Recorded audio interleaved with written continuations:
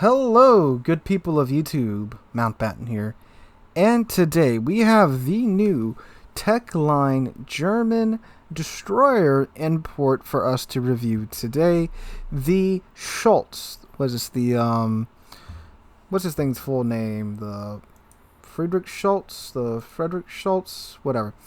Um, so, this is a ship that before she was even out, the line was pretty much universally panned by many because the guns don't reload very fast and the HE is terrible, which I can tell you from, as you can tell, I have played her a bit on live stream last night. The HE is terrible and the guns do not reload fast. However, I do believe that summary of the ship is incorrect, and I'll tell you why here today. So we are going to go ahead now, go over her stats. Modules have been applied, but commander skills have not. I swapped out my normal commander to just some 10-point commander with no captain skills applied yet. So we're going to go ahead and look at her stats, and then I'll hop in a battle and give you guys my thoughts about her. So, armor. As you guys saw, if you watched the ZF6 review yesterday, she does have a bit more armor than the normal destroyer. She has the typical 19mm plating on the bow and the stern, but in the middle section you got a nice 25mm plate here to help you bounce some of those larger shells, so that's very nice. Survivability, she has 24,200 hit points base. Guns, she has 6 of these 150mm guns, which these guns hit incredibly hard with the AP. This line is all about the AP, and they've done a very good job on giving you some fantastic guns here. So these 150mm guns reload with the reload module in 6.9 seconds. Without the reload module, I think it's base a little bit above, it's like 7.3, 7.4, somewhere around there. They turn in with the rotation module in 22.5 seconds. Maximum dispersion of 59 meters, which means that where you point, the shells go. And I'm not exaggerating there. That's literally what happens with the ship, unless RNG tells you to go take a hike. Even then, Norton, I don't even know why you're still popping up anymore. Even then, they don't really fly around that much when RNG tells you to go take a hike. Main battery firing range of 12.6 kilometers. Oh wait, the AP. So naturally the AP2 is the highlight of this ship. So per shell, your maximum AP damage is 3,700, and you get 6 shells. That's your maximum AP damage. That's if you citadel something. Both AP and HE come out the barrel at 960 meters a second. Those are some scorching hot rounds. Now the HE, of course, is not great. You get a 1,700 maximum HE shell damage with an 8.5% chance of starting a fire per shell on a ship that only has 6 shells and reloads base in a little over 7 seconds. So yeah, HE is an absolute last resort thing on this ship, and we'll talk more about that later. But the AP is fantastic. Torpedoes, she of course gets, as they've been called, the sea mines that move a little bit. They reload in 90 seconds. They have a 180 time of 7.2 seconds. Maximum damage of 16,533 with these torps. So they hit hard as crap for tier 9 torps, but they're slow. And they have a 12-kilometer range, which is pretty decent. And they're detected from 1.2 kilometers away. So not a terrible detection range, but with the speed, most ships, if they're anticipating torps, will be able to dodge it unless it's a battleship that's backing up or got stuck on an island, or if you're just throwing them down a channel trying to ward off any potential cap contesters or anyone coming in from a channel. They're good for that. Other than that, you're not really going to be using them a whole lot. AA, she does have DFAA, but she has an A rating of 56, which by tier 9 isn't very much. With AA so far, it's been, typical AA experience. Doesn't really feel like you shoot down too many planes. You shoot down 1 or 2, but that's about it. Even with DFAA, again, unless the CV drawer just sails right through the AA, flies right through the AA. Maneuverability, she has a maximum speed of 38.3 knots. That's with the speed flag equipped. A turning circle radius of 800 meters and a rush of time of 5.3 seconds. In this, no, I do not have the rudder mod on, my bad. And concealment right now with the module is 7.2 kilometers. and you're protected by air from 3.8 kilometers. So for the equipment, you get a smoke screen and DFAA. And this right here is my module build. So I went with main armaments mod 1, interim protection, main battery mod 2, propulsion mod 1, and concealment mod 1, and then main battery mod 3.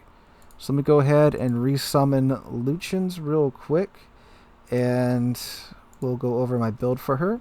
Alright, so with Lucians I have on the Schultz preventive maintenance, MLG turrets, last stand, survivability expert, superintendent, adrenaline rush, main battery and AA expert, and fearless brawler. So now we have a range of 15 kilometers, which is very nice with this AP, and reload. That's what I want to talk about. So the reload. So we have a reload time of 6.9 seconds. Now with Lucians on here, I don't know why I was trying to open up the module tab again. With Lucians on here, we of course have Fearless Brawler, which when that's active, cuts that reload time down even more by 10%. And then with Lucians, you have his main battery loader talent, which when you get 140 shell hits, knocks your reload time down by 7.5 seconds. Which is very, very, very nice to have on these guns. So I'm going to go ahead, roll some combat footage, and we will discuss her in battle. Alright, so the Felix Schultz. If you just want to know my bottom line, TLDR, the ship is good. With an asterisk next to it. So, this ship is an interesting ship that I like the overall idea behind. An AP-focused destroyer line that's really not a destroyer, which they're really not. You have to stop thinking about these ships as destroyers. They are not. They cannot do destroyer things very well. They can't contest caps very well. They can't DD hunt very well. There are situations where they are good at killing DDs, but most of the time, if you're taking a DD on with one of these destroyers, you are either going to get murdered, or you may kill them, but you're going to come off the loser in terms of your health, because you may survive with just 2,000 to 3,000 HP left with no heal. But overall, I do think they're a good ship, and here's why. The main guns on the Schultz, at least, and this should be par for the course for the line from my understanding. I don't have any of the other ships yet. I got very lucky with the Schultz. In the first container bundle that we had with the event, the Schultz was waiting for me, so I went, okay, sweet. 1,500 dubs. Get her on my first bundle. Goodbye, rest of the bundles, you know? So, these guns are absolutely awesome. They have improved AP, and they have improved pin angles too.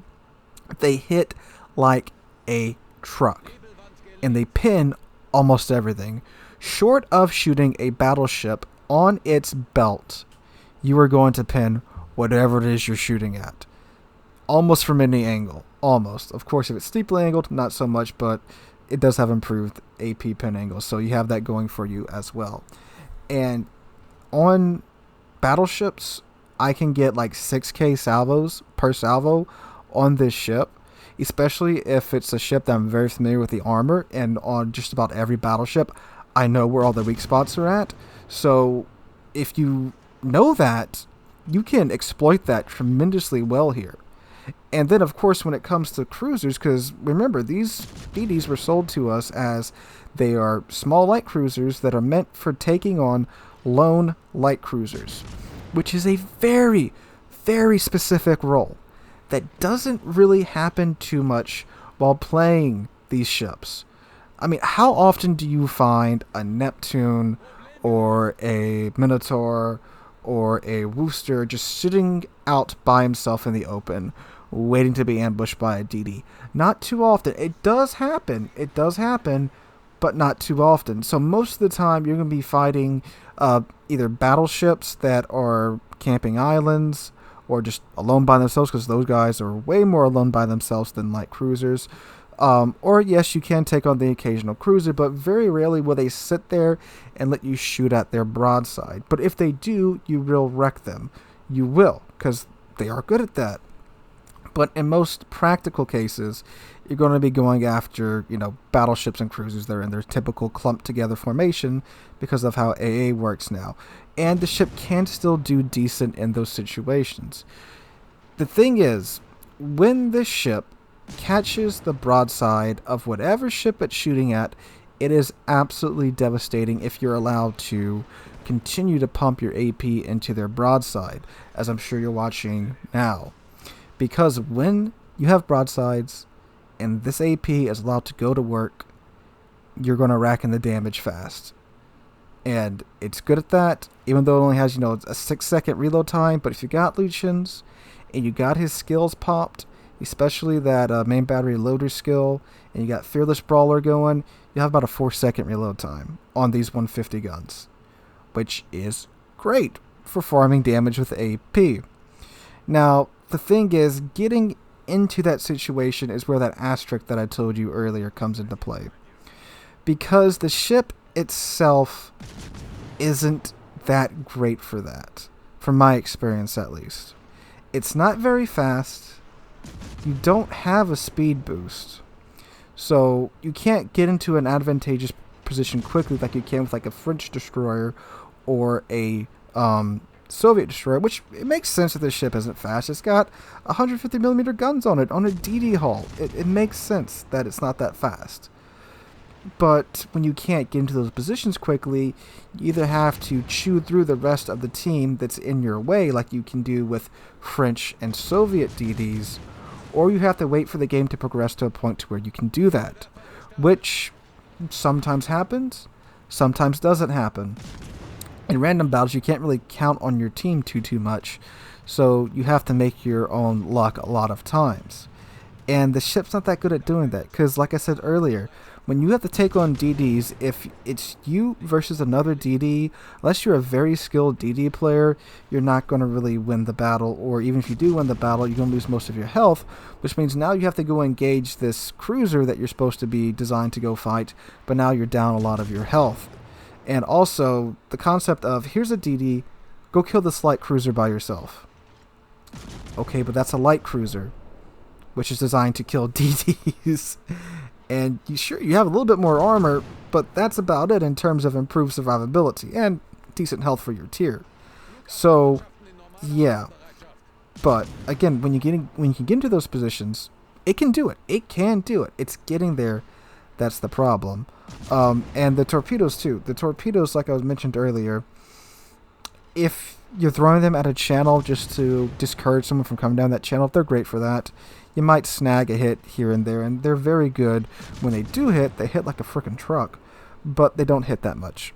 I barely even touch the torpedoes. I would just throw them toward the target when I thought, okay, the guy's reversing, the guy's maybe going for it. Oh, he's stuck on an island, let me throw some torpedoes at him. Maybe they'll get there before he gets off. You got to be thinking like 2 steps ahead with these torps, basically, especially if you're firing them from any range. But you got to be surprised how many times you can just throw some torps at a channel or something. Just, like, maybe I'll hit something, and they actually hit. But with a 90-second reload time, what's pretty funny too is by the time the torpedoes had either hit the target or ran out of steam, they're almost off a cooldown as well. But yeah, you're expected to go fight cruisers in this thing with no additional protection, except for like a slightly thicker hull in the middle. Everywhere else is still 19mm of armor. So yeah, now the HE, of course, like, don't just forget it exists.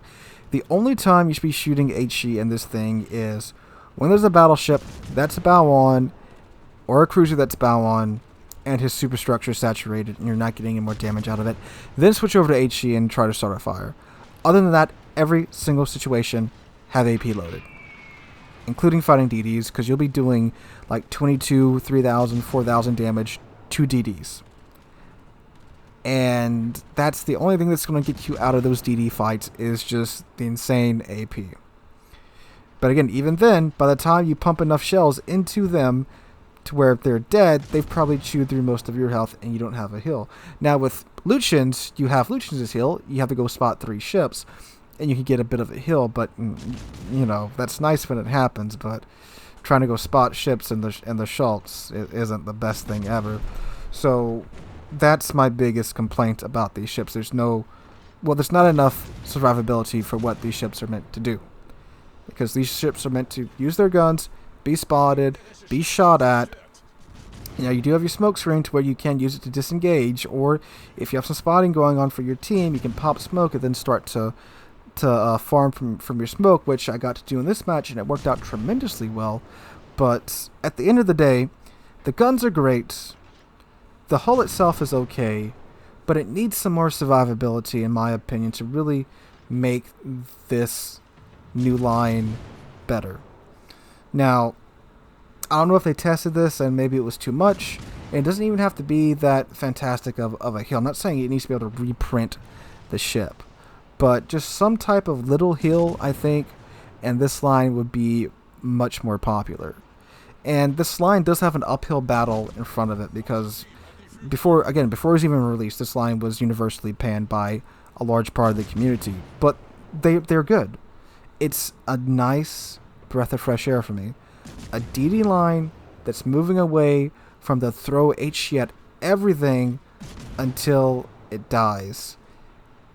You gotta use AP, gotta know where to aim, and when you do, you're greatly rewarded, and it's a nice break, again, from the HE spam meta.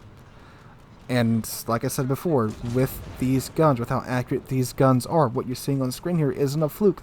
They're constantly this accurate. If you know where to aim, and you're good at aiming, you're rewarded with the big damage that you're seeing here. Now, out of all the matches I had with her, this is, of course, by far my best match. I mean, you know, tier 9 into tier 7 game, but it was a rough freaking night, y'all. Y'all that made it out to stream, you guys know it was a long night. You know, patch week and the weekend. But I was getting around, when I was allowed to stretch my legs and get into decent positions, about 70 to 80,000 damage, and this was my big damage number game for the ship for the night. But in other matches, especially the earlier matches when I wasn't really sure how to play the ship, I was doing about 40, 50,000 damage. But once I got the hang of it, I feel confident that I can pull off about 80 to 90,000 average damage in this ship. And that's me in a DD. And I'm not the best DD player. I am still playing it like a gunboat DD, which it is a gunboat DD. It's just a different gunboat DD. So I guess my experience in gunboats is definitely helping me out here. But yeah, it's a good ship. I'm really looking forward to the Elbing when she becomes available, because if it's this but better, then we should have a pretty good solid destroyer on our hands there. But anyway, guys, that's my 2 cents on the Schultz, and so far on my taste of this new German split line.